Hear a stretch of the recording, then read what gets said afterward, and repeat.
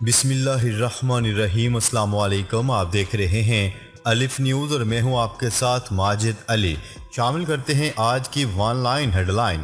طالبان حکومت کی سنی گئی، امریکی محکمہ خزانہ نے بڑی خوشخبری سنا دی۔ امریکی محکمہ خزانہ نے امریکی حکومت، این جی اوز اور بعض بین الاقوامی تنظیموں کو طالبان اور حقانی نیٹ ورک کے ساتھ لین دین کی اجازت دے دی۔ روسی خبرساں ادارے کی رپورٹ کے مطابق امریکی محکمہ خزانہ نے افغانستان میں کسی انسانی بحران سے بچنے کے لیے امدادی سرگرمیوں کے لیے 2 لائسنس جاری کر دیے۔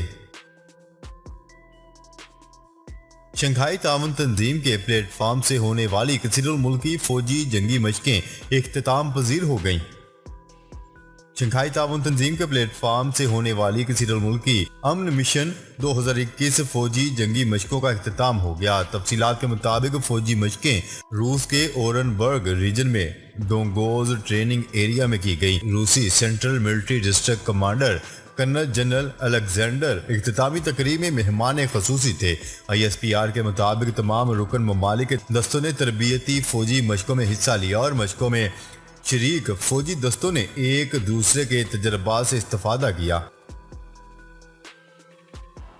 افغان ایئر لائن کو اسلام آباد ایئرپورٹ سے فلائٹ آپریشن کی اجازت مل گئی۔ افغانستان کی کام ایئر ہفتہ میں 3 پروازیں اسلام آباد سے افغانستان کے لیے آپریٹ کرے گی۔ افغان میڈیا کی رپورٹ کے مطابق سول ایویشن شعبہ ایئر ٹرانسپورٹ نے اس حوالے سے منظوری بھی دے دی۔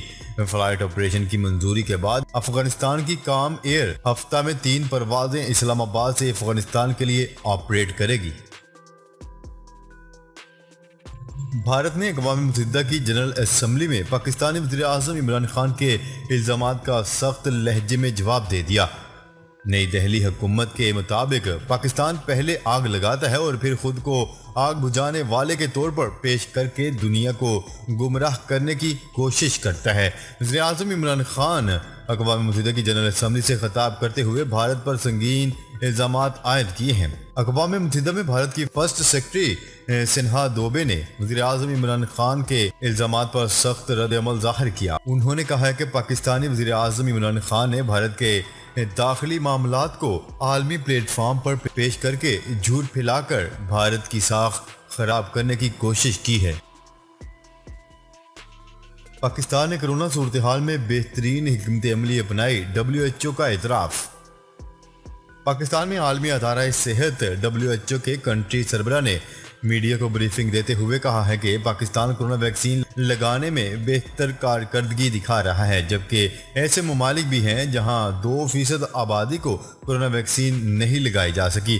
انہوں نے کہا ہے کہ پاکستان ایک روز میں 10 لاکھ کورونا ویکسین لگا رہا ہے اور پاکستان کی کورونا ویکسین لگانے کی مہم انتہائی تیز اور مؤثر ہے۔ پاکستان میں مکمل ویکسین یافتہ افراد کی تعداد 20% سے زائد ہو چکی ہے۔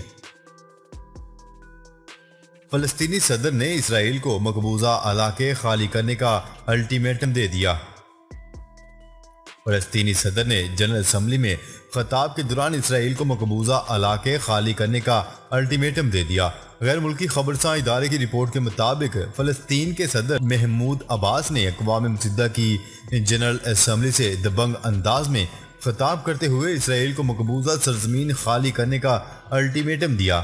فلسطینی صدر نے اپنے خطاب کے دوران کہا کہ اسرائیل 1 سال کے اندر تمام مقبوضہ علاقوں سے افواج واپس نکالے۔ اگر فوج نہیں نکالی تو فلسطینی اتھارٹی اسرائیل کو تسلیم کرنے کا فیصلہ واپس لے گی۔ نابینا پاکستانی سفارتکار کا کشمیر پر بھارت کو ٹھوس جواب۔ اقوام متحدہ میں پاکستان کی مستقل مشن کی رکن سائمہ سلیم نے بصارت سے محرومی کو کمزوری نہیں بننے دیا اور کشمیر کے معاملے پر بھارت کو 2 ٹوک جواب دے کر سب کے دل جیت لیے۔ خیال رہے کہ سائمہ سلیم پاکستان کی بصارت سے محروم پہلی سول سرونٹ اور ایک سفارتکار ہیں۔ جنرل اسمبلی میں سائمہ سلیم نے انتہائی ٹھوس انداز میں کشمیر کا کیس پیش کرتے ہوئے بتایا کہ مقبوضہ کشمیر عالمی طور پر تسلیم شدہ تنازع ہے۔ دنیا مقبوضہ کشمیر میں بھارتی مظالم کا نوٹس لے۔ تنازع کشمیر اقوام متحدہ کی قراردادوں کے مطابق حل کیا جائے۔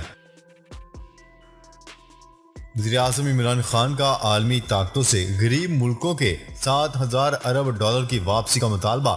منی لانڈرنگ کے باعث ترقی پذیر ممالک میں غربت میں اضافہ ہوتا ہے۔ منی لانڈرنگ کے نتیجے میں ان ملکوں کی کرنسی پر دباؤ پڑتا ہے اور اس کی قدر میں کمی ہوتی ہے۔ جو کچھ ایسٹ انڈیا کمپنی نے ہندوستان کے ساتھ کیا، وہی کچھ ترقی پذیر ملکوں کے ساتھ ان کی بدعنوان اشرافیہ کر رہی ہے۔ وزیر اعظم عمران خان کا اقوام متحدہ کی جنرل اسمبلی کے اجلاس سے خطاب۔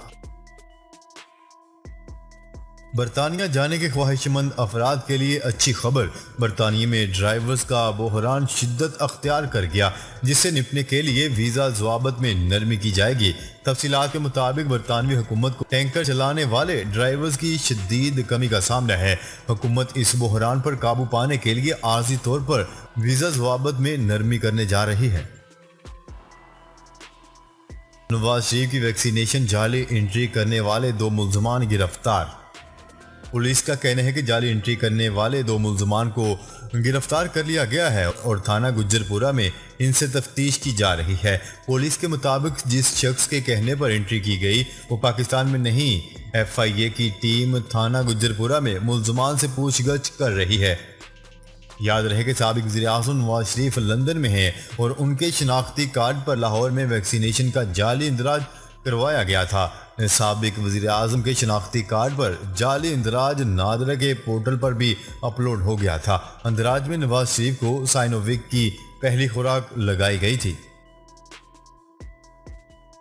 امریکہ میں بھارتی وزیر اعظم نریندر مودی کی امریکی نائب صدر کیملا ہیرس سے ملاقات کے بعد بھارتی میڈیا میں مودی پر شدید تنقید کی جا رہی ہے۔ امریکی نائب صدر سے ملاقات کے بعد بھارتی وزیر اعظم نریندر مودی نے اس حوالے سے 9 ٹویٹ کیے، جبکہ کیملا ہیرس نے ایک بھی ٹویٹ نہیں کیا۔ بھارت کے ایک مبصر کا کہنا تھا کہ اگر کوئی مہمان بن کر جائے تو اسے دھکا تو نہیں دیا جاتا، مگر کیملا ہیرس اور امریکی انتظامیہ مودی سرکار کو پسند نہیں کرتے۔ اپوزیشن نے گیس کی قیمتوں میں 35% اضافے کی تجویز مسترد کر دی۔ جنوبی ایشیا میں بجلی اور گیس سب سے زیادہ مہنگی پاکستان میں ہے۔ پاکستانی حکومت آئی ایم ایف کی شرائط پوری کر رہی ہے۔ عمران نیازی کی نااہلی سے قیمتوں میں ہوشربا اضافہ ہو چکا ہے۔ صدر نون لیگ اپوزیشن لیڈر شہباز شریف کا شدید رد عمل سامنے آ گیا۔ نواز شریف کی جائیداد نیلامی کے لیے اشتہار جاری کرنے کی اجازت۔ ضلع انتظامیہ نے سابق وزیر اعظم نواز شریف کی جائیداد نیلام کرنے کے لیے باقاعدہ اشتہارات جاری کرنے کی اجازت دے دی۔ برطانوی حکومت کی جانب سے ٹرک ڈرائیورز کی کمی پر قابو پانے کے لیے ویزا قوانین میں عارضی طور پر نرمی کی جانے کا امکان ہے۔ برطانوی خبرساں ایجنسی رائٹرز کے مطابق ویزا پابندیوں میں سختی کے باعث ٹرک ڈرائیورز کی شدید کمی ہو گئی، جس کے باعث پیٹرول پمپس اور گیس اسٹیشن پر ایندھن کی فراہمی متاثر ہو رہی ہے اور گاڑیوں کی طویل قطاریں لگی ہوئی ہیں، جبکہ کچھ کو ایندھن کم ہونے پر بند بھی کر دیا گیا ہے۔ لیبیا کے وزیر اعظم نے لیبیا میں تقسیم کی صورتحال کو ختم کرنے کا وعدہ کرتے ہوئے کہا ہے کہ وہ ملک میں ایک اور جنگ شروع نہیں ہونے دیں گے۔